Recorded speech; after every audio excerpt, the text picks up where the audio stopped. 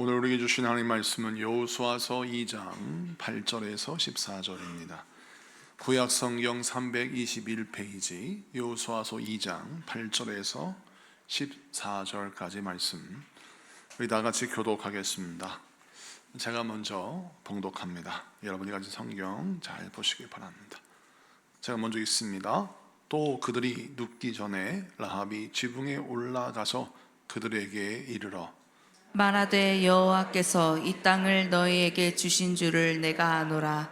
우리가 너희를 심히 두려워하고 이 땅 주민들이 다 너희 앞에서 간담이 녹나니 이는 너희가 애굽에서 나올 때 여호와께서 너희 앞에서 홍해물을 마르게 하신 일과 너희가 요단 저쪽에 있는 아모리 사람의 두 왕 시온과 옥에게 행한 일 곧 그들을 전멸시킨 일을 우리가 들었음이니라.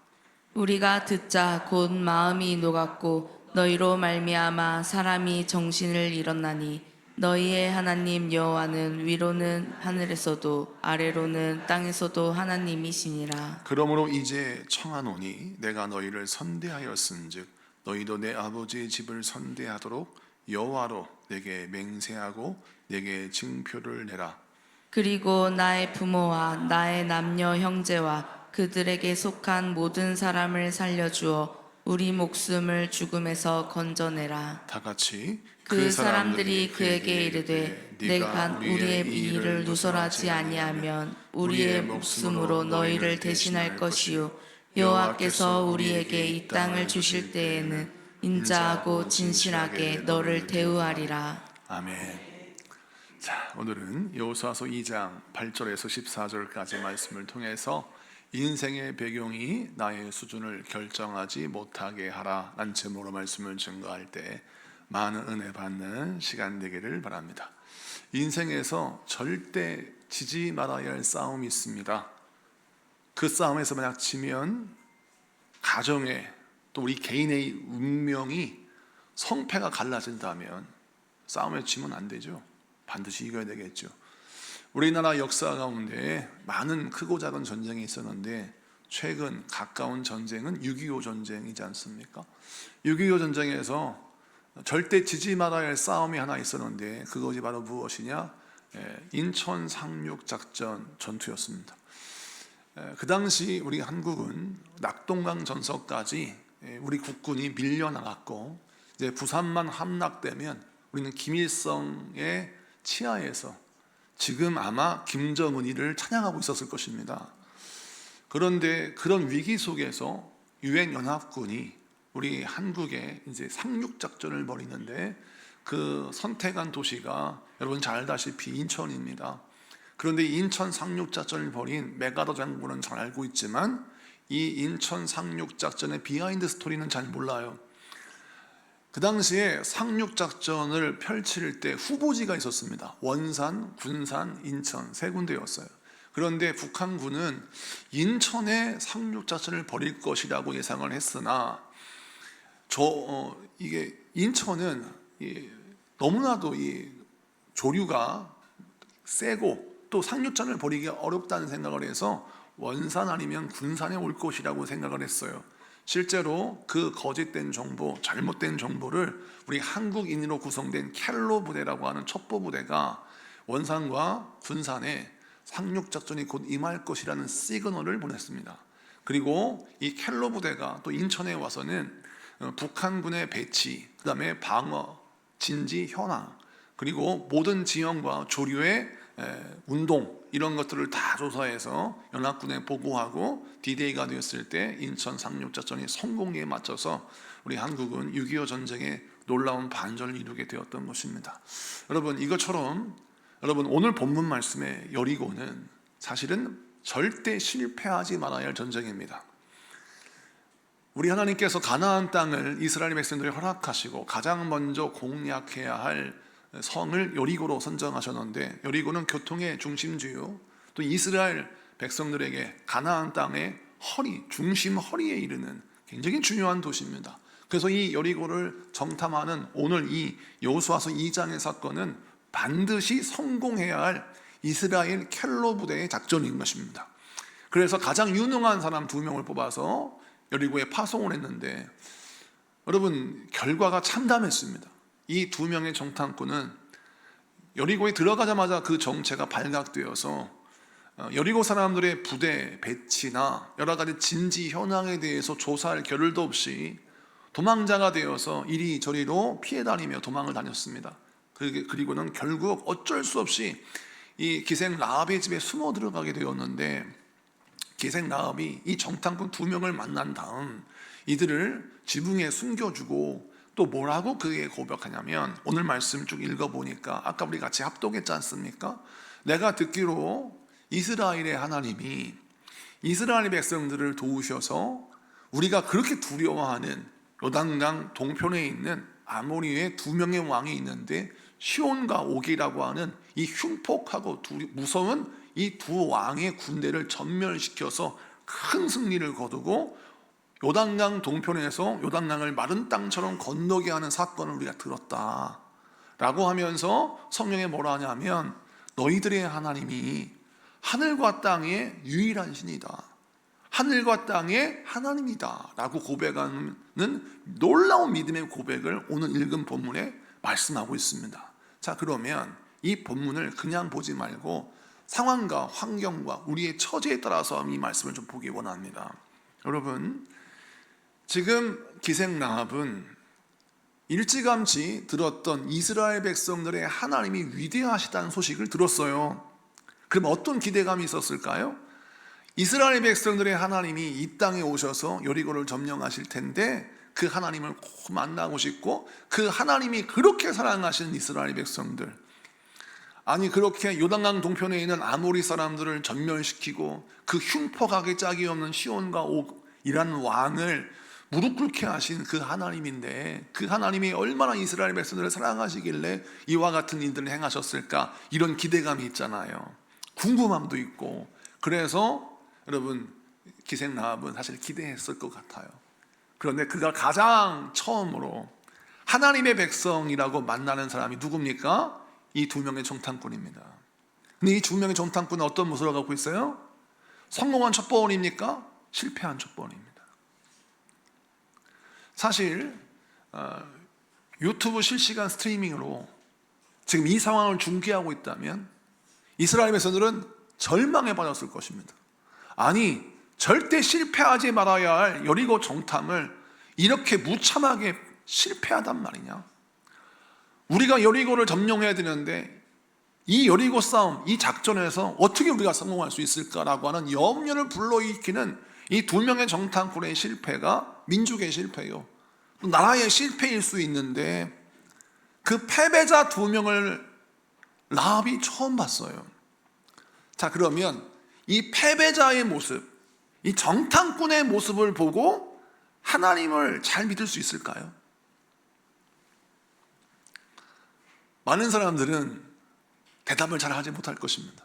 왜냐하면 내가 그렇게 상상하고 그리워하고 기대했던 전능하신 하나님의 사람이 내 눈앞에 딱 왔는데, 또 그 사람들이 이스라엘 백성들이 생각할 때 켈로 부대로 선정될 정도로 유능하고 엘리트인 사람이라고 뽑았던 두 사람의 모습이 내가 보기에는 참 모자라고 부족하고 연약한 패배자의 모습이더라는 겁니다. 그 사람들을 바라보고 믿음이 생길까요? 그런데 오늘 본문의 말씀을 보면 라합은 놀라운 믿음의 말씀을 고백하는데, 성경을 보겠습니다. 자, 성경을 보면 11절을 봅니다. 11절 한 절만 띄워주시겠어요? 너희의 하나님 여호와는 위로는 하늘에서도 아래로는 땅에서도 하나님이시니라. 아멘. 여기서 보면 너희의 하나님이에요. 너희는 누굽니까? 정탐꾼 두 명이에요. 패배자의 모습인 정탐꾼을 바라보면서 당신의 하나님은 하늘과 땅의 하나님이다 라고 말하는 이 고백을 보면서 우리 하나님이 우리에게 무엇을 설명하고 계십니까? 라합이 왜 위대한 사람인지를 하나님이 우리에게 알려주십니다. 여러분, 라합은 마태복음 1장에 보면 예수님의 구속사의 족보에 등장하는 이름이죠. 우리가 잘 알고 있지만 오늘 새신자나 그리고 우리 중고등부 학생들의 성경 공부에 도움을 주기 위해서 다 알고 있는 내용이지만 다시 한번 이용해 보겠습니다. 마태복음 1장을 보겠습니다. 1장 5절 6절을 봅시다. 자, 다 같이 한번 읽어볼까요? 시작. 살몬은 라합에게서 보아스를 낳고 보아스는 룻에게서 오벳을 낳고 오벳은 이새를 낳고 이새는 다윗 왕을 낳으니라. 다윗은 우리아의 아내에게서 솔로몬을 낳고. 아멘. 여기서 보니까 라합이 살몬과 결혼해서 보아스를 낳았다라고 하고, 보아스는 룻과 결혼해서 오벳을 낳았다. 오벳은 이새를 낳고 이새는 다윗을 낳았다. 그러니까 종합해 보면 기생 라합은 다윗 왕의 고조 할머니라는 거예요. 자, 그러면 이 마태복음 1장의 내용을 보니까 아브라함의 시작에서부터 예수님에게까지 총 42세대의 역사가 쭉 흘러요. 아브라함에서부터 다윗까지 14대, 그리고 다윗에서부터 바벨론 포로기까지 14대, 또 바벨론 포로기에서 예수님까지 14대, 이렇게 42세대의 역사의 흐름의 족보가 마태복음 1장에 기록되어 있으면서 예수님이 왜 우리의 메시아인가, 구약에서 예언했던 이 땅에 구원자로 오실 메시아, 구원자, 그리스도가 바로 누구냐? 예수님이다. 이걸 설명하는 아주 중요한 본문이에요. 그런데 그 중요한 본문, 그 중요한 역사의 귀한 장에서 기생 라합이 누구의 조상이냐? 다윗의 조상이고, 또 예수님의 가문에 육신으로 예수님이 이 땅에 오셨는데 그 예수님이 육신을 입고 이 땅에 오신 그 요셉의 가문이 사실은 라합의 후손이었다라는 것입니다. 그러니까 라합은 왕의 가문의 문을 여는 여자고, 또 구속사의 놀라운 역사를 잇는 다리 역할을 했다라는 거예요. 그러니까 라합이 얼마나 위대한 사람인지 알겠죠. 그런데 그 위대한 라합의 믿음이 왜 이렇게 인정받게 되느냐 보니까, 실패한 정탐꾼 2명을 바라보고 하나님을 믿은 게 아니라 그가 이미 들었던 하나님의 말씀, 성경을 다시 보면 9절에 이렇게 말씀하고 있어요. 9절 10절을 보면 여호와께서 이 땅을 너희에게 주신 줄을 내가 아노라. 지금 알고 있다는 거예요. 그러니까 하나님의 소식을 들었다는 겁니다. 10절 보세요.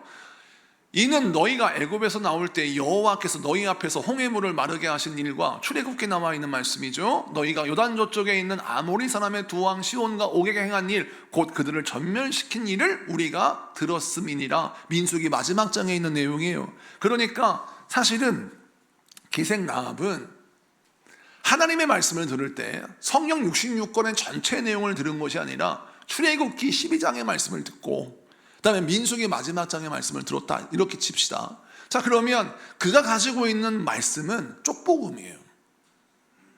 성경책의 전체의 말씀을 들은 게 아니라 성경책의 아주 일부분만 들었습니다. 그런데 이 라합이 얼마나 훌륭한지, 그가 들은 작은 하나님의 소식을 성경 66권을 가진 자의 믿음보다 더 큰 믿음으로 가지고 있다는 거예요. 또 그의 인생의 배경을 보세요. 그는 기생입니다. 오늘날이든 옛날이든 기생은 자랑스러운 직업이 아닙니다. 근데 그 기생 라합이 자기 인생의 배경이 초라하기 짝이 없고 누군가에게 자랑할 수 없는 그런 처지임에도 불구하고 우리 하나님께서 인정하신 사람으로서 우리 하나님이 바라보실 때 기생 라합은 기생 같은 믿음을 가진 게 아니라 누가 봐도 훌륭한 믿음을 가졌는데, 그것이 무엇이냐? 사람 보고 하나님 믿지 않고 말씀을 통하여 하나님을 믿었다는 것입니다. 하나님이 그래서 기생 라합의 믿음을 주목하신 것입니다. 제가 전도하다 보면 옛날부터 주변에 보니까 어떤 사람은 정말 예수를 믿을 수밖에 없는 복을 받았어요. 직업도 좋고 물질도 풍요하고 건강하고 하여튼 걱정거리가 하나도 없는 듯 보여요. 근데 그런 분에게 전도를 합니다. 예수를 전합니다. 쉽게 믿을 것 같으나 정말 쉽게 믿지 않는 경우가 있어요. 왜 안 믿느냐? 이렇게 말합니다. 내가 예수를 믿으려고 해도 예수 믿는 사람들, 예수쟁이들 때문에 내가 참 교회 가기 싫어 라고 하면서 TV, 인터넷, 뉴스에서 등장하는 교회의 어그러진 모습, 또 일부 몰지각한 그리스도인들의 잘못된 모습을 말하면서 내가 저렇게 예수 믿을 바에는 안 믿겠다라고 말을 합니다.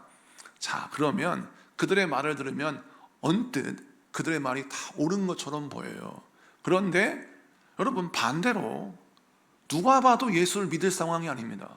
아주 극심한 가난에 시달리고 어린 시절 과거의 이야기를 들어보면 얼마나 큰 상처와 아픔이 있는지, 이 사람이 멀쩡한 정신 갖고 사는 것이 기적일 정도로 극심한 고난과 고통과 아픔과 상처를 갖고 있어요. 그런데 그런 사람이 예수를 믿고 예수를 시인하고 인정하더라는 거죠. 이번에 필리핀 선교 갔을 때에도 우리 선교팀이 감동했던 부분이 판실 지역에 정말 극심한 가난, 빈곤의 삶을 살아가고 있는 아이들이 하나님을 찬양하는데 너무 놀라운 것은 예수가 우리의 왕이시다, 우리의 구원자시다라고 하는 선포가 그냥 말로 하는 선포가 아니라 삶의 진정한 고백처럼 선포하고 기도하고 찬양하더라는 거예요. 그걸 보고 되게 모든 선교팀이 감동을 받았다는 것이죠. 여러분, 그렇습니다. 다른 사람이 볼 때는 이 사람은 예수 믿는 게 기적이에요. 그런데 너무 쉽게 예수를 믿어요. 너무 쉽게 하나님을 의지하고 하나님을 바라봅니다.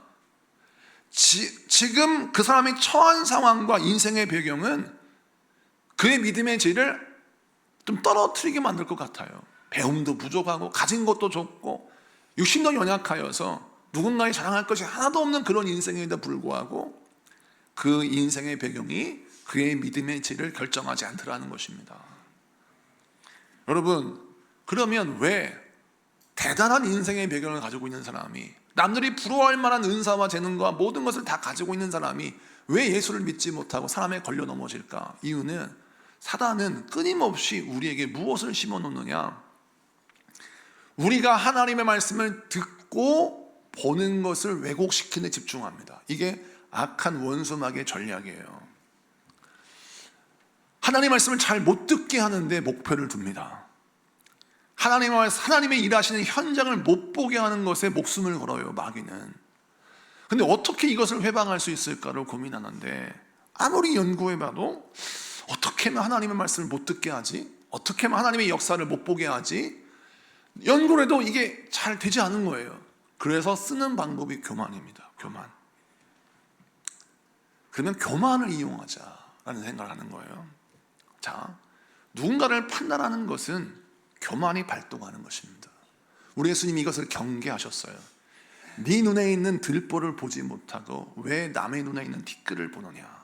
예수님이 왜 이걸 중요하게 여겼었을까요? 예수님이 눈에 보이고, 예수님의 기적이 눈에 보이고, 예수님을 손으로 만질 수 있어요. 그런 삶의 현장 가운데서 바리새인이 예수님 몸부렸습니다.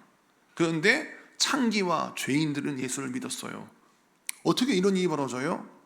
교만이라는 것이 우리 인생에 작동해버리면 예수님의 기적을 눈앞에 보여도, 예수님의 말씀을 내 귀로 들어도 예수님 못 믿는다니까요. 이게 말이 됩니까? 무리를 걸으신 예수님, 오병이어의 기적을 행하신 예수님, 아니 예수님이 오병이어의 기적을 행하신 그 삶의 현장에서 그 떡을 얻어먹었는데 어떻게 예수님을 안 믿을 수 있어요? 그게 기적이지. 근데 그 기적을 마귀는 이룬다니까요. 어떻게? 판단하게 하는 겁니다. 예수님이 초라한 것을 보니 예수님이 가짜일 거야. 예수님의 주변 인물들을 보니까 하나같이 별 볼 일 없는 사람이에요. 그러니까 예수님은 가짜일 거야. 자, 끊임없이 인간으로 하여금 예수님을 판단하게 만드는 겁니다. 그래서 결국 예수를 믿을 수밖에 없는 이유가 아니라 예수를 믿지 못할 이유를 양산하게 만드는 거예요. 그래서 사람이 타락하는 가장 첫 번째가 교만이에요. 교만은 또 뭐냐? 판단하는 것입니다. 제가 이제 50줄이 됐어요. 그래서 선배 목사가 됐습니다. 많은 후배들이 찾아와서 상담을 합니다. 어제도 개척해서 지금 고생하고 있는 한 목사가 저희가 찾아오려고 했는데 갑자기 병원에 입원하는 바람에 전화로 상담을 했는데 여러 가지 이야기를 했어요. 그래서 제가 조언도 해주고 기도도 해주었어요. 그런데 보세요, 제가 목회를 하다 보니까 문득 경험이 부족한 후배들을 바라보면서 제 안에서 은근히 판단하게 돼요. 기도가 부족해서 그렇지, 노력이 부족해서 그렇지, 열정이 부족해서 그렇지 라고 하는 판단이 딱 들어요.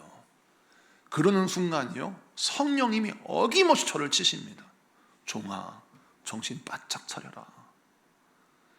제가 섬찟 놀래요.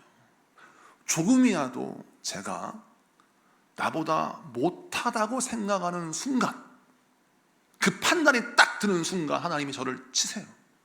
종아, 정신 바짝 차려. 내가 너를 붙들고 있기 때문에 네가 쓰임받는 거지. 만약 너 조금이라도 교만하면 내가 너를 붙들지 않겠다는 감동을 딱 주세요.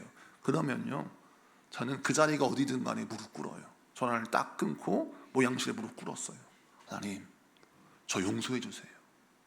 제가 절대 후배들을 만나도 나의 교만이 나의 눈을 가리지 않게 해주소서.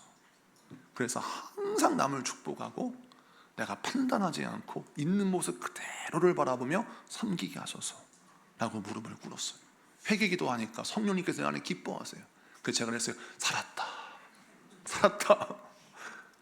여러분, 저의 인생의 동력은 겸손이에요.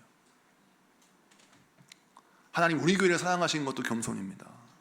우리 교회가 겸손을 잃어버리면 다 잃어버리는 거예요. 우리 교회 영성이 뭐냐고 물어요? 겸손입니다.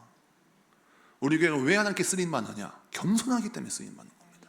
그런데 교만하는 순간 하나님이 버리시는 거예요. 기생 라합의 믿음이 왜 훌륭하냐? 겸손하기 때문에 훌륭한 겁니다.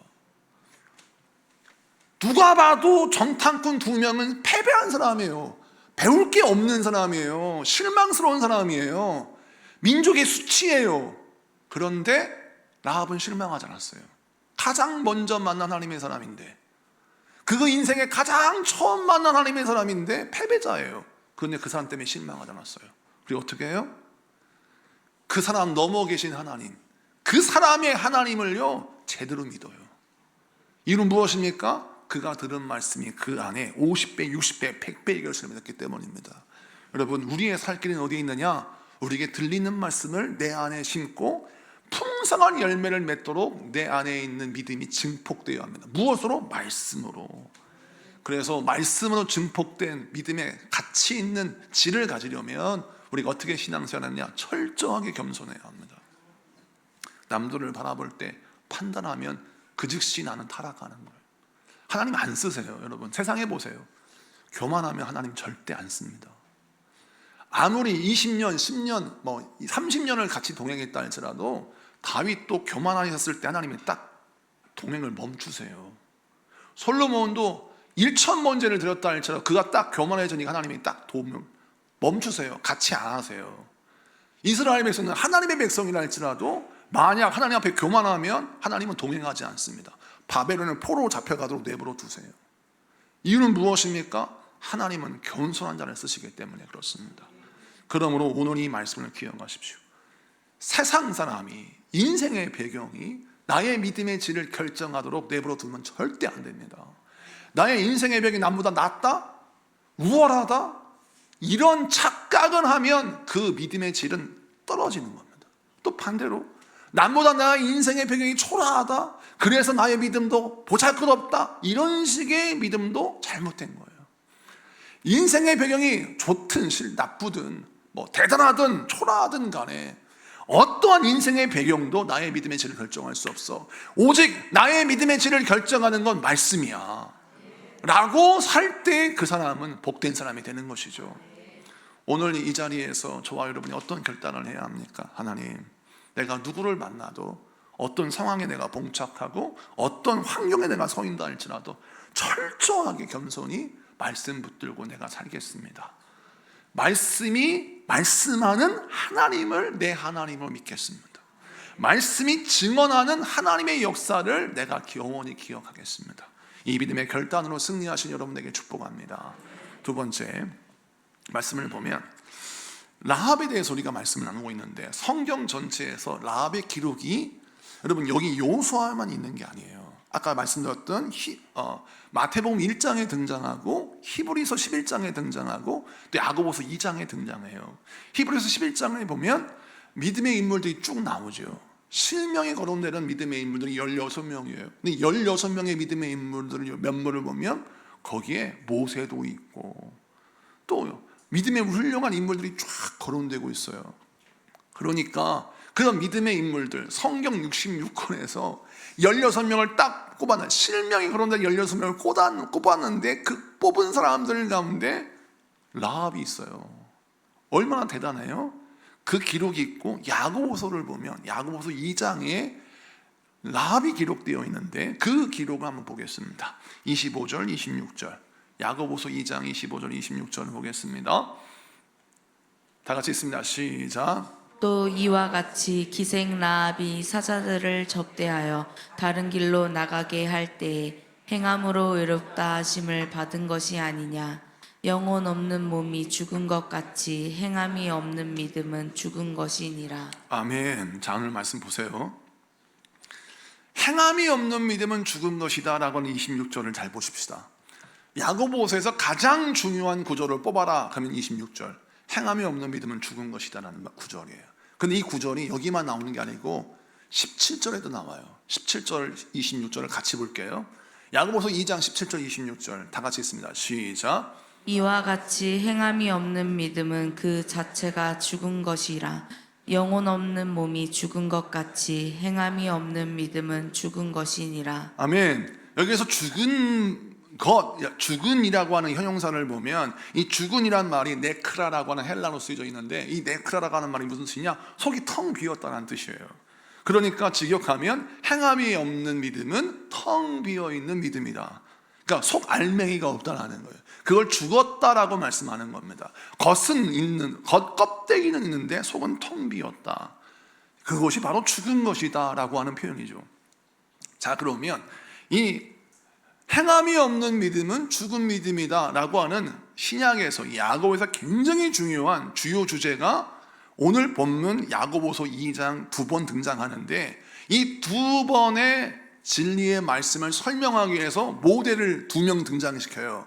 그 중에 한 명이 아브라함이고 두 번째가 라합입니다. 자, 그러면 아브라함이 믿음, 행함이 있는 믿음을 설명하는 모델이에요. 우린 납득을 할 수 있어요. 왜? 아브라함은 누가 봐도 행함이 있는 믿음이에요. 내 본토 친척 아비의 집을 떠나서 내가 너의 지시한 대로 가라 라고 명령하셨을 때 순종하고 갔어요. 그리고 네 아들 독자 이삭을 바쳐라 라고 했을 때 다른 사람 같으면 하나님이 조금 이상하셨네, 말이 안 되지 라고 불순종했을 텐데, 아브라함 불순종하지 않고 믿음대로 하나님이 피할 길을 허락하시고 너 대신 바칠 양을 준비하실 거다, 이런 믿음을 가지고 아들을 드렸어요. 그러자 하나님은 역시 그 믿음대로 이삭을 바치는 대신 수풀에 걸린 순양을 바칠 수 있도록 여호와 이레 놀라운 축복을 예배하셨고, 그때 뭐라 하셨냐면, 아브라함아, 네가 나를 위하여 독자도 아끼지 아니하였으니 내가 이제서야 네가 나를 경외하는 줄을 내가 알았다 라고 말씀하시고 그를 칭찬하십니다. 그러니까 창세기에 있는 말씀을 보면 아브라함은 행함이 있는 믿음의 완전한 모델이에요. 그런데 라합은 이상해요.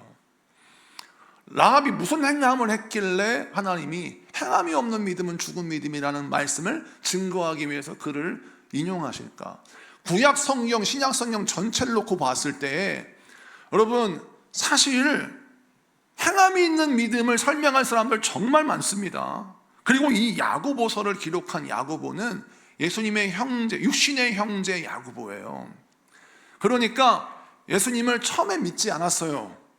그래서 예수님의 십자가 부활을 경험하면서, 아하, 예수님은 정말 성령으로 잉태하신 분이고 나의 육신의 형이 아니라 하나님의 아들이구나, 이걸 깨닫고 야고보가 예루살렘 교회를 이끌었거든요.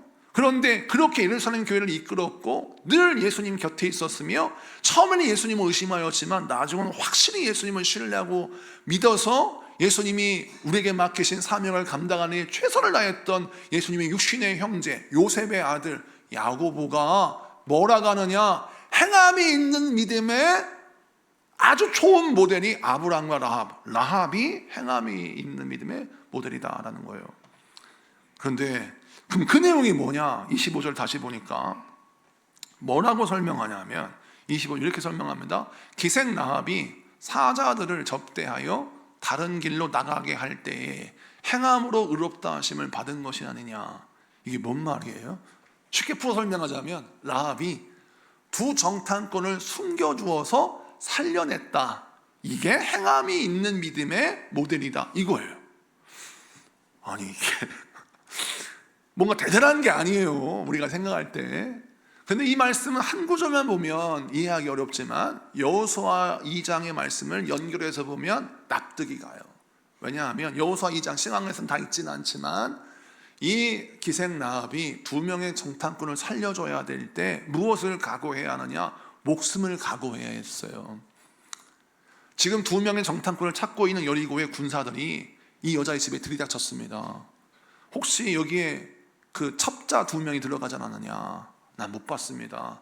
저쪽에 그냥 도망가는 것 같았는데 우리 집에는 없습니다 라고 하니까 그 사람들이 그 여자가 말한 대로 나갔죠.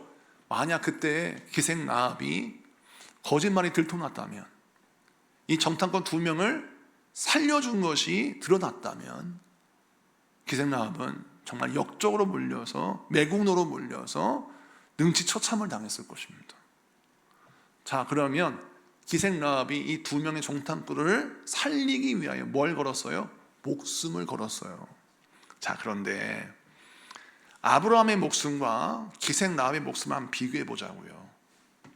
기생 라합의 목숨을 가치 있다고 여길 수 있을까요?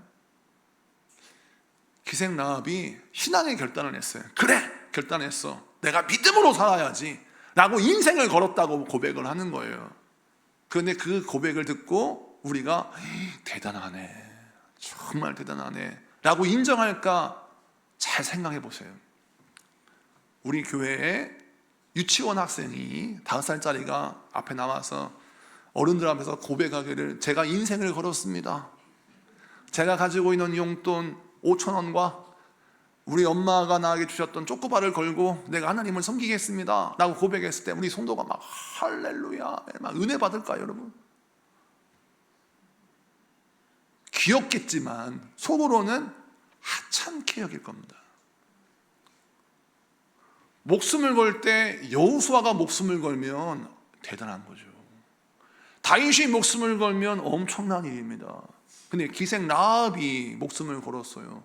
뭐 그게 대단한 일이라고 생각할 수 있지 않겠어요? 근데 하나님은 행함이 있는 믿음을 설명하시면서 뭐라 하느냐? 남들이 너를 하찮게 여기지 너의 목숨의 값이 다른 사람의 인생의 목숨값과 다르다고 말을 하지.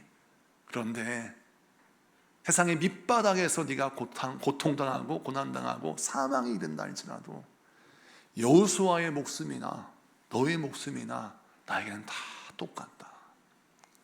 여호수아가 목숨을 걸고 하나님을 믿는 것처럼 네가 하나님을 목숨을 걸고 믿는다고 했을 때 나는 너의 고백을 동일하게 본다라는 거예요. 그래서 아브라함과 라합을 비교하면서 하나님 보여주시는 겁니다. 아브라함의 믿음만 훌륭한 믿음이 아니라 기생 라합의 믿음이 훌륭한 믿음이다라는 거예요. 왜 그러냐? 기생 라합이 걸 수 있는 건 아무것도 없어요. 그가 할 수 있는 믿음이라는 게 뭐냐? 행동이라는 게 뭐냐? 하나님의 군대를 숨겨주고 살려주는 것밖에 없어요. 그가 할 수 있는 유일한 행동이에요. 그런데 하나님이 그 하나의 행동을 통해서 기생 라합이 믿음이 있다라고 말씀하시고 그를 구원하셨다는 겁니다. 여러분이 믿음의 행동을 할 때 할 수 있는 게 몇 개나 있어요. 몸이 병들었어요. 남들이 가지고 있는 재능이 없습니다. 돈이 많아요. 빈곤한 삶의 연속입니다. 내가 할 수 있는 게 뭘 적어요. 그냥 교회 청소하고 식당 봉사하고 전도할 때 나가 전도하고 셀 모임할 때 하여튼 그 시간에 어떻게 하면 은혜의 고백을 할까? 세상적인 말 하지 않고 그래도 우리 셀장님이 열심히 하시는데 내가 어떻게 하면 셀장님을 도울까? 이런 마음으로 한마디를 해도 은혜로운 말을 하고, 또 눈치 없는 옆에 셀원들이 막 헛소리를 하고 그러면 핀잔 주는 게 아니라 그냥 그럴 수도 있다, 저럴 수도 있다, 나도 옛날에 저랬지라고 하면서 막 인내하면서 경험해요. 그냥 순종해요. 그러면 아무도 주목하시지 않는 것 같잖아요. 하나님이 주목하시고 뭐라 하시느냐? 네 모든 것을 걸었다고 말씀하시는 겁니다. 네 모든 것을 걸었구나, 네 모든 것을 행하는구나, 이렇게 보신다는 거예요. 사랑하는 성도 여러분, 믿음의 행함이 아브라함의 행함만 행함이 아니라 라합의 행함도 행함이라는 것인데, 그것이 남들이 보기에는 하찮은 듯 보이나 하나님이 보실 땐 그 중심을 보시기 때문에 아하, 라합이 목숨을 걸었구나 하나님 아신다는 것입니다. 그래서 우리 하나님이 과부의 드뎁돈도 귀하게 여기시는 겁니다. 이 과부의 드뎁돈의 비유를 우리가 잘못 이해하면 하나님 앞에 늘 가성비 있게 신앙생활을 해야 된다는 착각을 내려놔야 돼요. 여러분, 가성비 있게 신앙생활 하라고 과부의 드뎁돈 말씀하신 게 아니라 우리 하나님이 우리의 형편과 처지가 과부의 드뎁돈밖에 드릴 수밖에 없는 그런 초라하기 짝이 없는 형편이라 할지라도 그 초라한 삶의 배경이 나의 가치를 결정하지 않는다라는 겁니다. 우리 하나님은 내가 부유한 사람이든 가난한 사람이든 모든 것을 가진 사람이든 아무것도 가진 것이 없는 사람이든 간에 나의 믿음의 가치, 나의 인생의 가치를 아주 존귀하게 여기셔서 아무도 모르는 순종을 하나님은 아시고 지키시고 보셔서 우리에게 상급을 주신다는 거예요. 그 상급을 우리 눈에 보이게 주셨어요. 그래서 라합을 통해서 말씀합니다. 행함이 없는 믿음은 죽음이다. 죽은 믿음이다 라고 말씀하시는 거죠. 오늘 이 말씀을 기억하시고 저와 여러분 어떻게 신앙생활을 해야 합니까? 남들의 인생을 보면서 내 인생의 무게를 재지 마세요. 남들의 인생의 무게를 보니까 굉장히 감나가는 것 같아. 근데 나의 인생의 무게를 재보니까 너무너무 가벼운 인생의 무게를 갖고 있어요. 이러면 여러분 신앙의 승리를 할 수 없습니다. 우리 하나님 말씀합니다. 남들의 인생을 바라보며 너의 인생의 무게를 재지 마. 항상 겸손히 하나님 앞에 너의 인생의 무게가 어떠한지를 살펴라. 우리 하나님은 기생 라합의 인생도 같이 여기셨습니다. 그래서 우리 하나님께서 라합을 통하여 구원의 은혜가 무엇인지를 보여주시는 거예요. 아무리 심판받아 마땅한 여리고의 사람이요 기생이라 할지라도 하나님이 구원하기 원하시는 백성이다라는 거예요. 그래서 그 모든 구원하시는 백성들은 어떻게 구원을 얻느냐? 주님, 나도 하나님 백성 되고 싶어요. 나도 살고 싶어요. 나뿐만 아니라 내 가족들도 살리고 싶어요. 이렇게 살고자 하는 믿음과 살리고자 하는 믿음이 있는 자에게 하나님은 그의 하나님이 되어주신다는 것입니다. 여러분, 여러분의 영혼을 살리시고 또 내 가족, 사랑하는 형제자매를 살려야 되겠다는 굳은 사명감을 가지고 여러분의 인생을 하찮게 여기지 말고 귀하게 여겨서 여러분이 가진 물질, 은사, 또 시간을 선용하시는 여러분 되시기를 축복합니다. 세 번째, 오늘 본문을 보니까 이 두 명의 정탐꾼을 다시 한번 돌아보기 원합니다. 이 두 명의 정탐꾼이 실패하고 싶어서 실패했습니까? 아닙니다. 들킨 것이지 일부러 실수한 건 아닐 거예요. 저도 이 두 명의 정탐꾼의 입장에서 저도 아니까 모든 남자는 잘하고 싶은 마음이 있어요. 그리고 이 200만 명이 이르는 이스라엘 백성들에 뽑혀서 두 명의 정탐꾼이 들어갔다. 그랬을 때는 마음속에 어떤 마음이 있었을까요? 잘하고 싶은 마음이 있었을 겁니다. 이 정탐꾼의 가족이 있었을까요? 없었을까요? 있었겠죠. 그러면 정탐하러 갔을 때 어머니가 와서 손을 붙잡고 우리 아들은 꼭 살아 돌아와라 라고 막 손을 잡고 부탁했을 겁니다.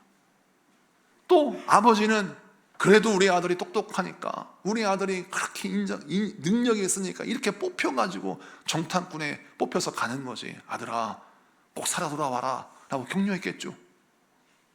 두 명의 정탐꾼이 파송받을 때 그 광경을 보세요. 파송의 노래 부르면서 기도하지 않겠습니까 여러분? 반응이 없어요. 두 명이 갈 때 잘 갔다 와 이렇게 갔을 것 같아요? 아니겠죠. 두 명 파송하고 여호수아가 처리하고 기도했을 거예요. 왜? 작전에 성공해야 되니까. 그러니까 이 두 사람은 지금 우리 부모가 나를 위해서 눈물 뿌려 금식하고 기도한 걸 알 테고 여호수아가 온 백성들 데리고 처리하 기도하는 걸 알고 있었을 거예요. 그러니까 반드시 성공해야 되겠다라는 생각을 했었겠죠. 그런데 실패했어요. 여호수아서 2장의 주인공은 라합이지 두 명의 정탐꾼이 아니에요. 이름도 안 나와요. 그러면 제가 정탐꾼 입장에서 한번 생각해, 내가 정탐꾼이다 하면 창피했을 것 같아요. 나는 기생 라합보다 못해요. 정말 나는 이 정도밖에 안 되나, 절망할 수밖에 없겠죠. 이렇게 살아야 되나? 이 여자의 도움을 받고 내가 다시 돌아가야 되나? 이런 마음 들지 않았겠어요?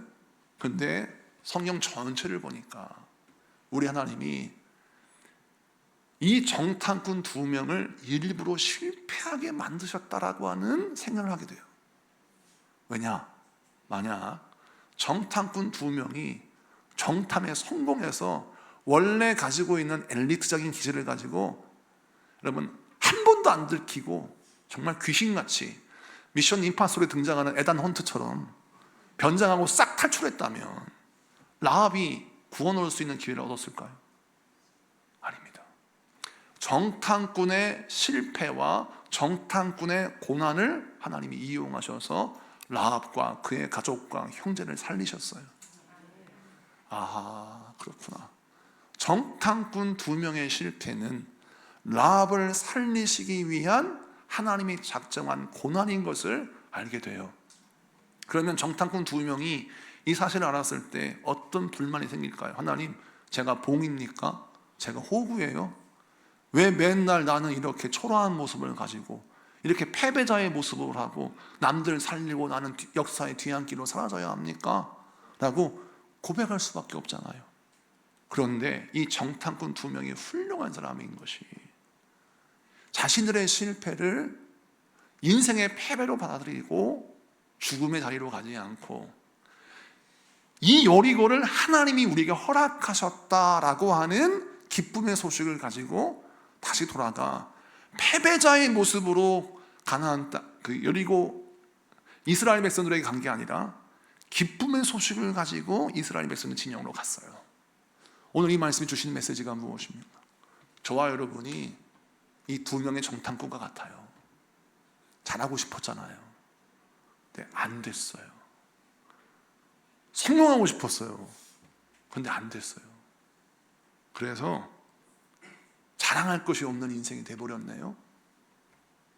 그런데 하나님이 이 실패를 실패라고 보지 말라고 하십니다.